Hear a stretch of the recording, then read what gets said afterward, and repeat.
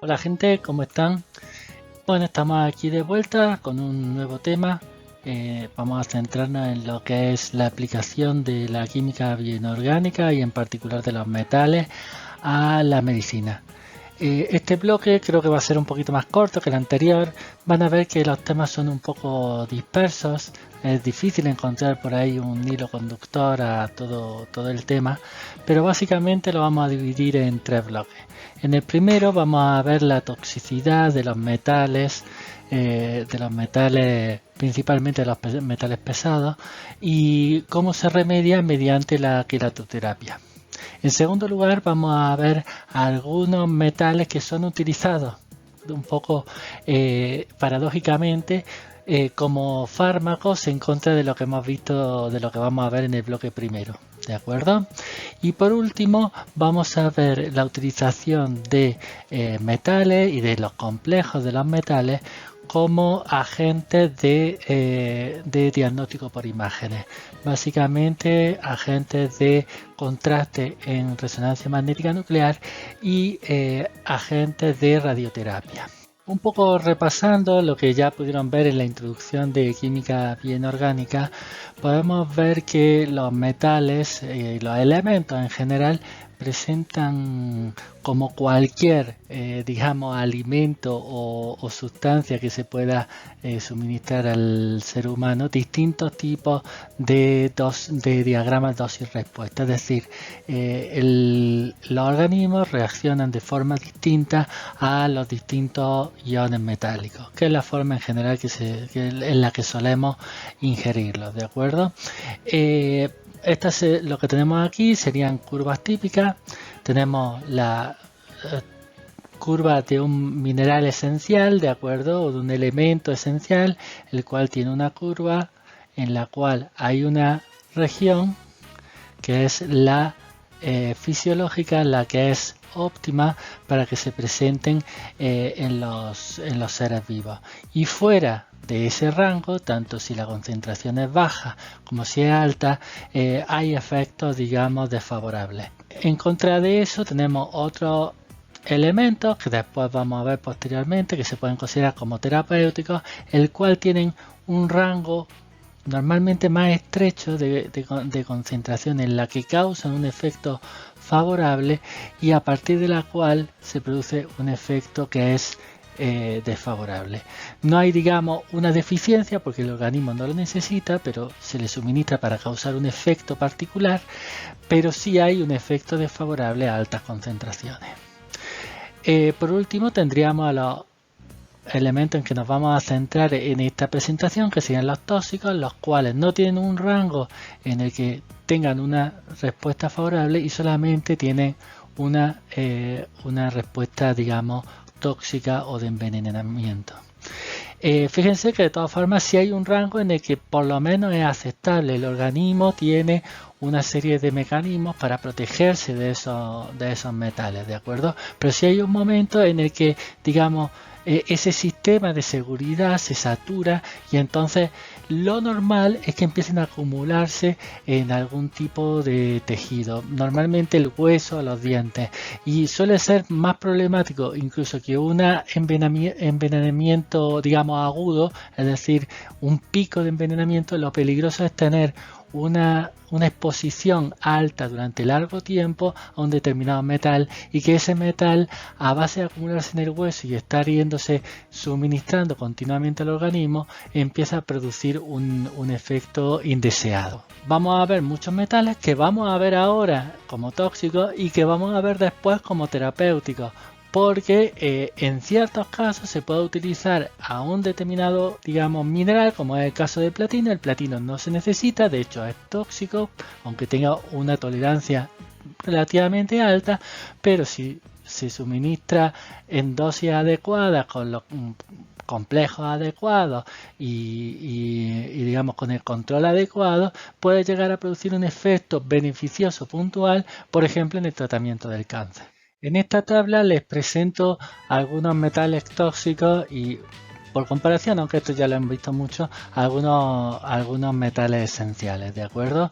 Entre los tóxicos tenemos claramente los metales pesados, cadmio, plomo, aquí no le he puesto, pero está el mercurio. Además de estos metales, hay muchos otros que también pueden llegar a ser pueden ser tóxicos, pero que en general no presentan tanta importancia por lo siguiente. Además de tener un efecto tóxico, tienen que estar disponibles. Si un metal o un elemento es tóxico, pero no está disponible para el organismo, da igual que sea tóxico como que no, ¿de acuerdo? Nosotros nos vamos a centrar en los elementos que, por ser causados por actividad biogénica o simplemente por la acción natural, normalmente es más bien por la acción humana, ¿no? que están por cuestiones de polución más que porque sea una cuestión natural, pero también se puede dar el caso extraño de que esto ocurra. Llegan a solubilizarse y por tanto estar disponibles para el ser humano. Otros metales, como puede ser el antimonio, el bismuto, el circonio, todos los lantánidos, la plata, etcétera, son insolubles en las condiciones de oxidación habituales, es decir, en condiciones de oxidación típicas, ya sea por acción del pH, porque se formen óxidos, o por cualquier otro anión que haga que se precipiten y por lo tanto no estén disponibles para el ser humano y en general para los organismos. Entonces podemos distinguir entre dos tipos de problemas. Una, las causadas por los elementos esenciales y otras por los elementos tóxicos. Los elementos esenciales pueden producir dos tipos de problemas. Uno, que haya una deficiencia. Dos, que haya un exceso. La deficiencia se puede corregir simplemente por la suplementación, tomando unos compuestos que contengan el elemento de una forma que además que sea asimilable. Y dos, en el caso de un exceso, hay que eliminarlo. Y eso normalmente se hará mediante quelatoterapia, en caso de que haya un exceso muy importante. Con respecto a las causas para este proceso, pueden ser dos. Pueden ser ambientales, en el caso de que simplemente haya un exceso o una deficiencia en la dieta, o dos, pueden ser metabólicas. Ejemplos, bueno, tenemos muchos de los metales que ya han visto, ¿de acuerdo? El hierro, por ejemplo, está claro que si falta hierro vamos a tener una anemia, porque no podemos formar suficiente grupo M. Pero un exceso de hierro también es un problema. Causa cirrosis, insuficiencia cardíaca, diabetes. Por ejemplo, un exceso de hierro puede dar lugar a una química tipo Fenton. Espero que esto ya lo hayan visto. La química Fenton es simplemente la formación de radicales de especies reductoras de oxígeno por parte de complejos de metales de transición. El caso del cobre sería un caso paradigmático y muy ilustrativo de lo que es un elemento esencial y de su deficiencia y exceso. En el caso del cobre se pueden dar ambos y las razones pueden ser múltiples. Puede ser un bypass gástrico que disminuye la absorción, una mala absorción por el intestino. También puede ser un exceso de zinc. Fíjense que ahora un exceso de zinc es el que causa una deficiencia del cobre, y esto es porque ambos compiten por los sitios de absorción, ¿de acuerdo? Entonces, para solucionar ese exceso de zinc, a veces lo que se utiliza en casos extremos, lo que se hace es utilizar el ácido nitrilocético, ¿de acuerdo?, para capturar el zinc. Tiene afinidad tanto por cobre, por zinc, pero por mucho más por zinc. Entonces ahí se nivela el nivel de zinc, digamos, o el zinc disponible, y entonces el cobre puede absorberse con mayor efectividad. La última razón, por desgracia, es la genética. Por desgracia, simplemente porque es una enfermedad prácticamente fatal. Los niños que la tienen rara vez llegan a la edad adulta, y se trata de un trastorno genético en que una proteína transmembrana, la ATP7A, tiene algunos defectos en su transcripción genética. Otra enfermedad genética es la enfermedad de Wilson, que también es otra proteína, que en este caso creo que es la ATP7B, que lo que hace es permitir la excreción del cobre. En este caso lo que se utiliza también es un complejo que en este caso lo que hace es quelar el cobre y hacerlo más disponible para su excreción. Lo que produce el exceso de cobre es todo un aumento de la química Fenton, de la generación de especies oxidantes que empiezan a atacar al cerebro y a otros lugares. En el caso de los metales tóxicos no vamos a tener el caso de la deficiencia en el metal. Si hay un uso terapéutico de este metal se puede realizar una dosificación, pero siempre va a tener que estar controlada y nunca va a ser un metal esencial, nunca va a tener una deficiencia. En todo caso puede ser utilizado para una dosis específica para tratar una enfermedad. Lo que sí puede haber obviamente es el exceso que se trata mediante eliminación, tratamiento mediante quelatoterapia que vamos a ver a continuación.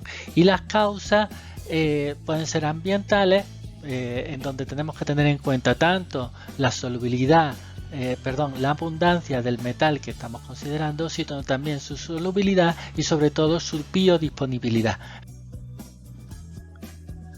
Como les decía, la quelatoterapia es la vía más común para eliminar un exceso de metales tóxicos. No obstante, esto se ve limitado a casos agudos de envenenamiento debido a que estos ligandos siempre tienen una selectividad limitada. Por mucho que se intenta orientar la quelación a un metal determinado, siempre va a haber cierta afinidad por otros metales. Entonces se pueden producir efectos secundarios. Debemos tener en cuenta que este proceso es la suministración de un ligando o bien de un complejo ya formado pero que sea de menor afinidad, que se va a reaccionar con el metal que se quiere eliminar para formar un complejo que se debe eliminar a su vez, ¿de acuerdo? Se debe excretar. Entonces hay una serie de requisitos que deben cumplir tanto los ligandos como los complejos que se forman, como por ejemplo tener una baja toxicidad, tanto ligando como complejo, tener una distribución a ser posible localizada al sitio de acción, que sea biodisponible, es decir, que pueda ser absorbido por el organismo, tener la mayor especificidad posible. Hay que controlar el comportamiento en medio biológico, hay que ver que actúe precisamente a ese pH y en las condiciones que se va a encontrar de forma adecuada, que sea estable, es decir, que no se descomponga en productos que puedan además llegar a ser tóxicos. Hay que considerar la competencia por otros cationes, especialmente si son cationes que son esenciales y que puede llegar a producirse un desbalance en la homeostasis de otros cationes. Y por último, que sea excretable.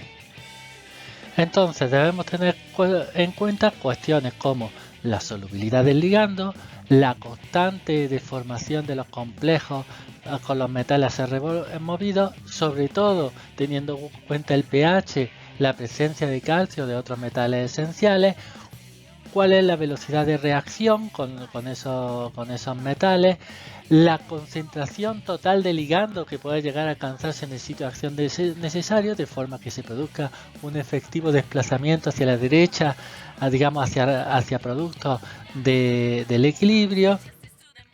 Todas estas propiedades le van a permitir a estos ligandos utilizados en quelatoterapia para cumplir su ciclo, es decir, primero será administrado, no causar ninguna toxicidad de por sí, llegar al sitio de acción donde está compartimentalizado el catión metálico, actuar contra él, reaccionar para dar el complejo y finalmente ese complejo no causa toxicidad y poder ser excretado finalmente. Para lograr este objetivo es muy importante que haya selectividad en la acción. Esta selectividad se la da, en primer lugar, el número de coordinación que se prefiere por parte del metal. En general se van a preferir ligandos que sean polidentados, porque sabemos que tienen una mayor estabilidad por el efecto quelato ya conocido. Pero también hay una cuestión de selección según dureza y blandura, es decir, ligandos duros van a interaccionar mejor con metales duros y metales blandos van a interaccionar mejor con ligandos blandos. Tenemos aquí tres ejemplos de ligandos. El primero es el denominado antileucisita oval, cuyo nombre tienen puesto aquí entero, de acuerdo, el nombre químico. Este ligando fue el primero utilizado clínicamente y fue utilizado como contramedida a un gas utilizado en guerra química que se llama la lewisita, que tenía unos efectos terribles y que mediante la acción de este metal se lograba neutralizar este gas que contenía arsénico, y posteriormente se ha utilizado contra metales como puede ser el mercurio, el antimonio o el níquel. Podemos ver en su estructura que tiene dos grupos tioles, ligandos blandos, y van a tener una buena interacción también con metales blandos. Por otra parte tenemos la D-penicilamina. Es un ligando que puede actuar ya con metales que son más intermedios, ¿de acuerdo? No tan blandos. Estos metales intermedios tienen una dureza intermedia entre lo que es un metal pesado, un mercurio, un cadmio, y lo que puede ser digamos, un catión duro como es el hierro 3 o el aluminio 3. Vemos que tienen grupos tanto blandos como intermedios. El amino se puede considerar como un ligando intermedio, tirando más bien a duro, y después tiene un grupo carboxilato que le proporciona cierta solubilidad. Por último tenemos la deferroxiamina. Es un ligando polidentado, tiene muchos sitios de unión, va a ser un ligando por tanto muy estable, y quizás lo más interesante es que presenta muchos grupos duros que van a poder interaccionar con el metal, y va a tener por tanto una interacción mejor con cationes duros como puede ser el hierro 3 o el aluminio 3. Todos ellos tenemos que tener en cuenta que van a presentar sus efectos secundarios. Producen interacciones con otros metales y en general producen acciones de nefrotoxicidad, y por eso es que no se utilizan en gran extensión, salvo para casos muy puntuales de intoxicación aguda. Otro ligando que es muy importante y que lo he dejado para el final es el ya conocido por ustedes, el ESTA. De acuerdo, un ligando hexadentado, presenta grupos principalmente ligandos que van a ser ligandos duros, y va a unirse de forma muy fuerte a metales que tengan tendencia a formar complejos hexacoordinados. Podemos ver, por ejemplo, que con el calcio presenta una afinidad relativamente pequeña, y normalmente se suele administrar este ligando no como ligando, sino directamente como complejo. Luego lo que hay en realidad es un intercambio de ligandos. ¿Por qué se hace esto? Porque si no, la reactividad sería mucho mayor y empezaría a secuestrar cationes de prácticamente todo el sitio que pudiera. Es un ligando que hemos utilizado, por ejemplo, contra el plomo. El plomo lo tenemos, no lo tenemos. Aquí está el plomo. Ven, tiene una buena afinidad. De acuerdo, fíjense de todas formas que no más grande que el hierro. De todas formas, en todo esto hay que ver que el hierro como está también, ¿no? Porque si está en una forma muy estable tampoco va a reaccionar. Con el plomo, por ejemplo, con el mercurio, fíjense que tienen unas afinidades similares para los tres cationes, por ejemplo, para el cadmio. Sin embargo, como en todos los demás, hay que utilizarlo con mucha mesura, porque al producirse el secuestro de cationes, porque sigue siendo un ligando muy fuerte, produce daño principalmente hepático. Como ejemplo de metales tóxicos vamos a poner el plomo. El plomo es el primero que se conoce, el más antiguo, y es uno de los más comunes. ¿Por qué? Porque tiene una utilización humana desde la antigüedad muy importante. El plomo es uno de los metales con más bajo punto de fusión, por lo cual fue empleado por el hombre, y también es un resultado casi inevitable de los procesos de fundición de otros metales como puede ser el oro y la plata. Ya los romanos conocían el denominado saturnismo o contaminación por plomo, llamaban Saturno precisamente a este elemento. Y posteriormente se ha utilizado mucho el plomo, por ejemplo, en pinturas. Hay pintores que tuvieron muchos problemas que se supone que tenían problemas de saturnismo, por ejemplo Goya, y después posteriormente ya en nuestro siglo la utilización de aditivos de gasolina hizo que también hubiera mucha exposición al plomo. El plomo se absorbe de muy distintas maneras. Se puede absorber por la piel, mucho por los pulmones en partículas chiquitas, y se concentra en los huesos. En los huesos sustituye al calcio, y entonces ahí forma depósitos que producen una liberación retardada durante mucho tiempo. Entonces no solamente el caso agudo, sino también la acumulación y la liberación continua que produce que se produzcan daños, por ejemplo en el sistema nervioso, en los riñones, produce anemia porque bloquea la síntesis del grupo hemo, etcétera. Principalmente lo que se utiliza para el tratamiento del plomo son dos tipos de ligandos. En primer lugar se utilizan ligandos tipo Val, que después tuvieron derivados en ligandos Mercapto de distintos tipos, con distintas acciones, con distintas solubilidades, con distinta efectividad y toxicidad. Y también se utiliza el ESTA. Muchas veces, o lo que está indicado en algunas referencias, es la utilización de una terapia combinada. Una parte se trata, la parte celular, la que está en la célula, se trata mediante Val, que es un ligando más lipofílico que puede penetrar las barreras celulares, y la parte extracelular se trata mediante esta. Entonces se hace un tratamiento combinado de estos dos ligandos para casos de contaminación aguda. Bueno, a modo de resumen les quiero resaltar algunos puntos que hemos visto. En primer lugar, ver la diferencia entre metales esenciales y metales tóxicos. En los metales esenciales hemos visto que hay que tener también en cuenta que hay niveles de envenenamiento y niveles de deficiencia, y que todos los niveles están interrelacionados entre sí. También los niveles de los metales tóxicos, cuáles son las vías de actuación y cómo también influye en la homeostasis, puede ser de los otros metales, cómo interaccionan con ellos. Otra cuestión importante es la biodisponibilidad, o sea, puede haber metales tóxicos que no sean considerados como tóxicos en realidad, de acuerdo, que sean perjudiciales pero que no son considerados como tóxicos porque no son biodisponibles, y también que la biodisponibilidad juega un papel muy importante en la actuación y en la homeostasis de los metales esenciales. Hemos visto los quelantes, hemos visto sus requisitos, hemos visto que la quelatoterapia es una terapia que se tiene que utilizar de forma muy puntual, que tiene muchos efectos secundarios, y después cómo estos efectos secundarios y una mejor actuación, una actuación más efectiva de estos quelantes se puede conseguir logrando una mayor selectividad. Bueno, con esto terminamos este tema, y en el próximo video vamos a ver ya, además de estos efectos que hemos visto, ya hemos visto metales esenciales y metales tóxicos. Ahora vamos a ver metales que son utilizados de forma terapéutica. Un saludo.